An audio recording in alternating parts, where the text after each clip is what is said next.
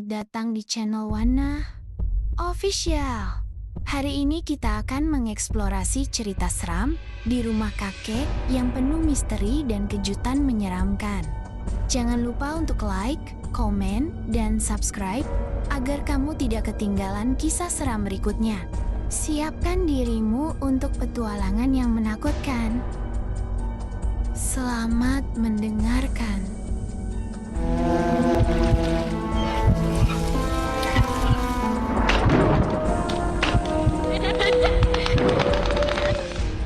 Pendek cerita, keluarga kami akhirnya pindah rumah. Lokasinya tidak terlalu jauh. Mungkin 20 menit dari kompleks tempat tinggal kami sebelumnya jika naik mobil dan hanya 10 hingga 15 menit jika naik motor. Dari pengakuan para tetangga baru di kemudian hari, katanya rumah baru kami itu sempat kosong selama 2 tahun sebelum kami pindah ke sana. Keadaannya saat kami baru pindah pun sangatlah kotor dan tidak terurus. Namun aku justru senang dengan kompleks tempat tinggal baru ini. Pasalnya sekolahku saat itu juga berada di sana. Cukup dengan berjalan kaki 10 menit pun, aku sudah sampai tanpa perlu menghabiskan bensin setetes pun. Dan lagi, rumah temanku jauh lebih banyak di sini dibandingkan dengan kompleks sebelumnya. Selama di rumah ini pula, nantinya aku akan berubah status dari seorang pelajar sekolah menjadi seorang mahasiswi. Kali ini, keluarga kami kontrak rumah. Karena sebenarnya niat kami memang setelah para anak-anak lulus sekolah, mungkin kami akan kembali pindah dan membeli rumah baru yang letaknya agak jauh dan menetap untuk seterusnya di sana. Jadilah, kami tinggal di rumah lebar bercat merah jambu tersebut.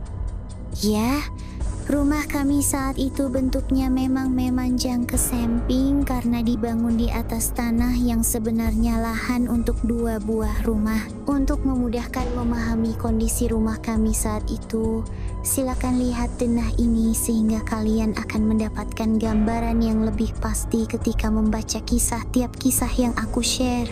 Oh iya, denah yang aku buat cuma lantai 1. Ya, untuk lantai 2, tidak banyak yang perlu digambarkan karena begitu naik tangga hanya ada 2 kamar di sebelah kiri dan kanan tangga yang bersebelahan. Itu saja, pada awalnya suasana di rumah baru tersebut sangatlah nyaman. Anggota keluargaku juga menyukai lingkungan baru yang lebih hidup itu dengan akses kemana-mana yang jauh lebih mudah dan dekat. Aku dapat kamar di bagian paling depan rumah dengan 2 pintu. Satu pintu mengarah ke bagian teras depan rumah, satu lagi mengarah ke bagian ruang makan. Orang tuaku dan adik laki-lakiku yang pertama menempati kamar di bagian tengah rumah dengan kamar mandi dalam. Pintu kamarnya juga ada 2. Satu menuju ke ruang tamu dan yang lainnya menuju ke ruang makan. Sedangkan kakak dan adik perempuanku menempati kedua kamar yang berada di lantai 2. Tangga menuju ke lantai atas berada di ruang makan. Kamar mandi luar berada di bagian belakang ruang tamu. Ada satu lagi tangga di samping rumah yang letaknya di luar dan menuju ke area jemuran. Kira-kira seperti itulah gambaran singkat rumah baruku saat itu. Hari demi hari, kami lewati seperti biasa di rumah tersebut. Tidak ada keganjilan sama sekali. Sampai suatu ketika, pada siang hari ketika ibuku pulang ke rumah, beliau memanggilku keluar dari dalam kamar. Begitu sampai di teras, ibuku menggerutu tak henti-henti ketika didapatinya beberapa butir telur bebek busuk yang sudah pecah dan mengotori pintu depan serta lantai teras. Ia menanyakan bagaimana bisa ada telur busuk di situ, seolah ada yang sengaja melemparkannya. Tapi, apa tujuannya? Sekedar iseng untuk mengotori rumah orang lain? Tapi kenapa harus rumah keluarga kami sebagai penghuni baru? Entahlah. Pertanyaan tersebut dan berbagai pertanyaan lainnya mengendap begitu saja. Aku pun tak bisa menjawab pertanyaan ibuku saat itu. Baunya sungguh menyengat. Aku pun tidak kuat menciumnya. Kakakku ikut membantu membersihkan pecahan telur bebek busuk tersebut, sementara ibuku tak hentinya mengomel. Aku pun kembali ke kamar untuk kembali menyelesaikan PR. Walau sudah dibersihkan, bau busuknya masih dapat tercium dengan jelas sampai ke dalam ruang tamu hingga keesokan harinya. Benar-benar mengesalkan siapapun pelaku iseng yang melemparkan telur busuk itu ke rumahku. Perlahan-lahan setelah kejadian itu, suasana di dalam rumah yang tadinya sejuk dan nyaman berubah menjadi panas dan pengap. Bukan karena saat itu sedang musim panas, tapi ketika malam menjelang pun tetap saja panas dan pengap. Bahkan saat hujan sedang turun dengan lebatnya pun, hawa dingin yang umumnya dirasakan orang pun tak lagi kami rasakan. Keadaan tersebut membuat suasana di dalam keluarga kami juga menjadi semakin memanas setiap harinya. Dalam artian yang sebenarnya, orang-orang di rumah menjadi lebih mudah emosi dan sering bertengkar satu sama lain. Mungkin tak ada hubungannya, tapi bagiku tetap saja keadaan di dalam rumahku yang tiba-tiba begitu panas dan pengap sepanjang hari ini tentu mempengaruhi keadaan jiwa para penghuni di dalamnya. Kipas angin takkan mampu melenyapkan kepengapan di dalam rumah. Sampai pada akhirnya, kami semua pada akhirnya sudah menjadi terbiasa dengan keadaan itu. Pada suatu siang ketika aku sedang menonton TV di ruang tamu sendirian, tiba-tiba aku merasa seperti ada sesuatu yang lain di sana. Ya, aku merasa tidak sedang sendirian, entah perasaanku saja atau tidak. Dari tadi aku merasa kalau melihat sekelebatan bayangan yang melintas ke sana, kemari di dalam ruangan itu. Gerakannya sangat cepat, seperti melesat lalu kembali menghilang. Namun yang lebih membuatku merinding, gerakannya itu tidaklah seperti manusia, melainkan seperti gerakan seekor monyet yang sedang meloncat ke sana, kemari. Gerakannya sangat acak, terkadang seperti meloncat ke atas TV, melompati meja ataupun loncat turun dari kursi. Berkali-kali aku merasakan adanya kelebatan bayangan tersebut, sampai akhirnya aku memutuskan untuk kembali ke dalam kamar saja. Sore harinya, ketika aku mengadukan hal tersebut pada ibu, ia tidak percaya seperti biasanya. Hari lepas hari, aku semakin sering merasakan bayangan itu. Tidak pagi, tidak siang ataupun malam, bayangan tersebut dapat muncul kapan saja. Bahkan ketika aku sedang tidak sendirian pun, bayangan tersebut masih dapat aku saksikan berseliweran di ruang tamu. Pernah waktu itu aku sedang menonton TV bersama ibuku saat bayangan tersebut muncul. "Bu, lihat barusan seperti ada yang loncat?" tanyaku saat itu. Namun ibuku malah menjawab, "Tidak tuh, sudah, jangan berhalusinasi terus." Daripada dianggap tidak waras oleh anggota keluargaku, akhirnya aku lebih memilih untuk diam saja tiap kali melihat munculnya kelebatan bayangan itu. Namun ternyata keputusanku itu salah. Frekuensinya kemunculannya malah menjadi semakin sering. Seolah tidak peduli dengan kehadiranku di sana, terkadang bayangan tersebut berlompatan di dekatku yang sedang menonton TV. Sebenarnya aku tidak mempermasalahkan, asal tidak iseng mengganggu saja, pikirku. Walau orang seisi rumah tidak percaya, aku tetap yakin bahwa tidak ada yang salah dengan penglihatanku. Bagaimana mungkin salah lihat jika ketika sedang asyik menonton TV, Terkadang layarnya dilewati oleh bayangan hitam tersebut dan aku menjadi tidak jelas menyaksikan apa yang ada di layar TV pada saat itu. Dari yang awalnya merinding, kini aku sudah terbiasa ketika kelebatan bayangan tersebut muncul dan bermain di dekatku. Pada suatu sore, seisi rumah dihebohkan oleh suara ibuku yang memanggil anak-anaknya dari ruang tamu. Pasalnya, uang yang terdapat di dalam dompetnya hilang beberapa ratus ribu ketika ditinggal memasak di dapur, sedangkan dompet digeletakkan begitu saja di atas meja di ruang tamu. Saat beliau menanyakan anaknya satu persatu, tak satu pun dari kami yang mengaku telah mengambilnya. Aku pun tidak, karena aku memang tidak pernah mengambilnya. Apalagi itu adalah uang milik orang tuaku sendiri yang akan digunakan untuk memenuhi kebutuhan keluarga. Karena tidak ada yang tahu, akhirnya disimpulkan kalau mungkin saja uang itu dicuri oleh orang dari luar rumah yang tiba-tiba masuk ke dalam ruang tamu saat keadaan di rumah bagian depan sedang kosong. Aku tidak dapat menerima begitu saja kesimpulan tersebut. Jika memang diambil orang luar, kenapa tidak sekalian sama dompetnya juga dibawa pergi? Bukannya akan lebih riskan dan memakan waktu bagi seorang pencuri jika harus membuka dompet dan mengambil sebagian isinya terlebih dahulu?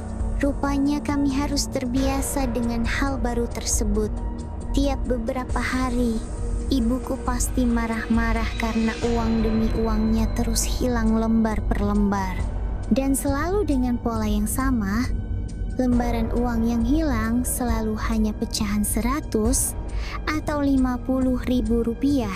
Awalnya mungkin percaya, namun lama-kelamaan ibuku malah bergantian menuduh salah satu dari kami sebagai anak-anaknya sebagai pelaku yang mengambil uangnya selama itu. Dituduh oleh orang tua sendiri atas perbuatan yang tidak pernah dilakukan. Keadaan di rumah kami pun kerap kali sengit. Sampai pada akhirnya kakakku pun mengalami hal yang sama tersebut. Uangnya hilang beberapa ratus ribu dari dalam dompetnya yang diletakkan di atas almari di ruang tamu. Ia menuduhku. Tentu aku tidak terima. Dan keadaan pun memanas. Seringkali seperti itu. Tiap ada uang yang hilang, kami jadi saling menuduh dan keadaan rumah yang panas pun kian jadi semakin panas. Kecuali ayahku yang hanya bisa pasrah tiap kali uangnya hilang 100 atau beberapa ratus ribu tiap beberapa malam. Adikku pun uang simpanannya hilang setengahnya dan menuduh kakakku yang tinggal selantai dengannya di lantai atas. Mereka pun ribut. Sudah tak terhitung berapa banyak uang yang terus menghilang di dalam rumah itu. Dan masing-masing di antara kami tidak lagi dapat mempercayai siapapun. Keadaan menjadi semakin pelik tatkala saat itu. Ternyata tidak hanya uang saja yang dapat tiba-tiba menghilang. HP ibuku tiba-tiba hilang pada suatu siang ketika diletakkan di atas meja di ruang tamu sambil di-charge. Orang rumah menganggap kalau mungkin ibuku lupa menaruh HP-nya. Namun ketika dihubungi, HP tersebut tidak pernah aktif. Lagi-lagi kami menganggapnya diambil oleh orang dari luar rumah saat ruang tamu sedang kosong. Tapi dengan singkatnya, jeda waktu ketika HP tersebut ditinggalkan ibuku hanya untuk mengambil minum di dapur, rasanya pencuri pun tidak punya cukup waktu untuk melakukannya tanpa ketahuan. Sejak saat itu, keluarga kami tidak lagi percaya baik orang dari dalam maupun luar rumah. Semua pintu depan rumah kami terkunci dan pintu pagar pun tergembok sepanjang hari. Tetangga dekat pun mulai menganggap keluarga kami tidak ingin bermasyarakat dengan baik saking tertutupnya. Kedepannya, keadaan mulai membaik. Ternyata kejadian hilangnya uang atau barang tidak lagi terjadi. Kami menjadi semakin yakin kalau selama ini pelakunya adalah orang dari luar rumah, tidak peduli dengan anggapan tetangga terhadap keluarga kami yang semakin tidak enak didengar. Hal tersebut harus terus kami lakukan demi keamanan finansial keluarga kami. Kelebatan bayangan tersebut juga sudah mulai jarang muncul. Hingga pada suatu sore menjelang malam, kakakku panik dan mengomel ketika mengetahui bahwa kali ini HP miliknya yang hilang. Keadaan rumah saat itu sedang terkunci sehingga tidak mungkin ada orang luar yang masuk. Jadilah tuduhan ditujukan kembali pada orang-orang di dalam rumah. Tak peduli bagaimana kami saling bertengkar dengan hebat, HP tersebut tetap tidak dapat ditemukan. Berulang kali dihubungi pun tetap tidak aktif. Kakakku pun akhirnya menyerah dan mengikhlaskan kenyataan bahwa HP barunya kini telah lenyap entah kemana. Siang hari saat sedang asyik mengerjakan tugas kuliah, aku kembali dikagetkan dengan kemunculan bayangan itu. Ya, sekelebatan bayangan yang sudah agak lama tak pernah kulihat, kini terlihat kembali. Aku berusaha kembali tenang dan tidak menghiraukannya. Karena tidak nyaman, aku kembali masuk ke kamar dan melanjutkan tugasku. Malam hari tiba, tugasku masih belum selesai. Sementara besok sudah harus dikumpulkan. Aku terpaksa bergadang. Karena di kamar tidak ada TV, aku menyalakan musik dari HP dengan volume kecil agar suasana tidak terlalu hening. Sekitar jam 1:00 pagi, tugasku sudah hampir selesai tatkala pintu kamarku yang menuju ke ruang makan diketuk-ketuk. Siapa larut-larut begini? Gumamku. Mungkin salah satu orang tuaku yang ingin menanyakan kenapa aku masih belum tidur tengah malam itu. Pintu langsung kubuka. Lucunya, tidak kudapati siapapun di sana. Pintu ke arah kamar orang tuaku pun tertutup. Aku pikir mungkin kakak atau adikku yang iseng menakutiku, tapi mereka lebih penakut dariku. Mana mungkin. Pintu kembali kukunci dan M3 dari HP aku matikan. Tugasku belum selesai, namun aku berencana untuk menyelesaikannya nanti pagi saja sebelum berangkat kuliah. Karena jujur, bulu kuduku berdiri pada saat itu. Setelah membereskan buku, aku berdoa menjelang tidur. Ketika sedang berdoa, samar-samar aku mendengar ada suara seperti perempuan yang sedang bernyanyi dari arah teras depan. Hendak kuintip dari jendela kamar, namun nyaliku tidak ada saat itu. Aku lebih memilih untuk segera tidur, namun senandung suaranya terdengar makin jelas. Siapapun itu, aku yakin bukan manusia. Dan tak lama setelah aku berpikir demikian, senandungnya berubah menjadi suara lirih seperti orang yang sedang menangis. Aku terus berdoa dalam hati, berupaya keras untuk dapat sesegera mungkin tertidur walau keringat dingin mulai bercucuran. Dan aku berhasil. Paginya, aku menanyakan pada ibuku perihal ketukan pintu semalam. Ia bilang tidak tahu. Aku juga menceritakan suara perempuan yang kudengar tersebut. Namun respon ibuku tentunya sudah dapat kalian tebak. Ya, ia hanya bilang kalau aku mungkin salah dengar atau mungkin ada tetangga yang sedang menyanyi tengah malam tadi. Jujur, aku agak kecewa dengan responnya. Selang beberapa hari kemudian, adikku meminjam kamera digital untuk acara studi tour sekolahnya. Aku meminjamkannya dengan berpesan agar menyimpannya dengan baik karena kamera tersebut merupakan benda kesayangan yang aku peroleh dengan susah payah. Ia pun berjanji untuk melakukan hal tersebut dan berangkat pada keesokan paginya. Sore itu di hari yang sama aku mendapat kabar yang tidak mengenak. Sepupu yang sangat dekat denganku mengalami kecelakaan motor ketika pulang sekolah dan sekarang sedang koma di rumah sakit fluid karena gegar otak. Sore itu juga aku berangkat ke rumah sakit dan menginap di sana. Semalaman, sepupuku tidak sadarkan diri. Sebenarnya, ia tidak sadarkan diri hingga seminggu dan mengalami lupa ingatan sebagian parsial amnesia, tapi itu bukan hal yang akan aku bahas di thread ini. Hari kedua aku di RS, aku mendapat panggilan telepon dari rumah dari nomor HP adikku. Setelah kuangkat, aku mendengar suaranya yang terdengar seperti antara sedang ketakutan dan setengah menangis. Dengan terbata-bata, ia memberitahukan jika kamera digital milikku yang dipinjamnya telah hilang. Bagai disambar petir di siang bolong, hatiku bertambah sedih saat itu. Sore harinya aku kembali pulang ke rumah. Sepanjang perjalanan, aku terus mengumpat. Aku sama sekali tak dapat menerima kenyataan tersebut.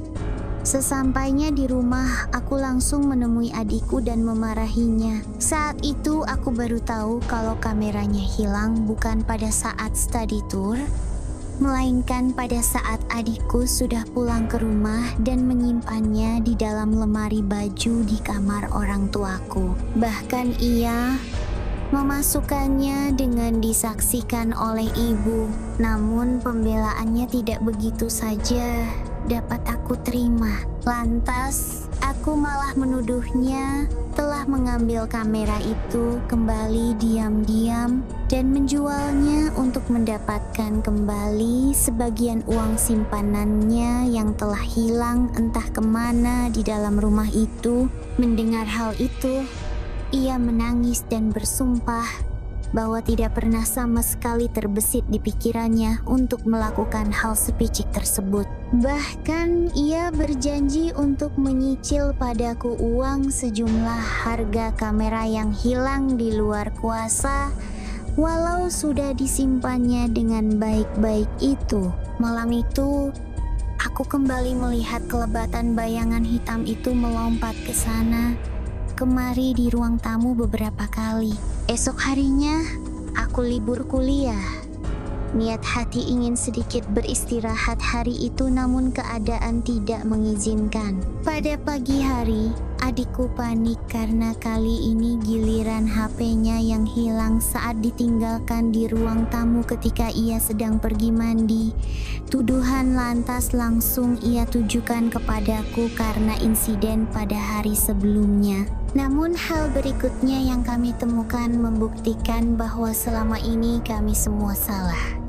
Tidak pernah ada orang luar maupun orang dalam yang pernah mencuri uang ataupun barang di dalam rumah. Salah satu keanehan di rumah kami tersebut pada akhirnya terjawab. Terima kasih sudah menonton. Jangan lupa untuk like, komen, dan subscribe channel Wana Official. Nyalakan notifikasi agar kamu tidak ketinggalan video seram lainnya. Sampai jumpa di petualangan menyeramkan berikutnya. Apabila ada cerita yang ingin disampaikan, silahkan tulis di kolom komentar.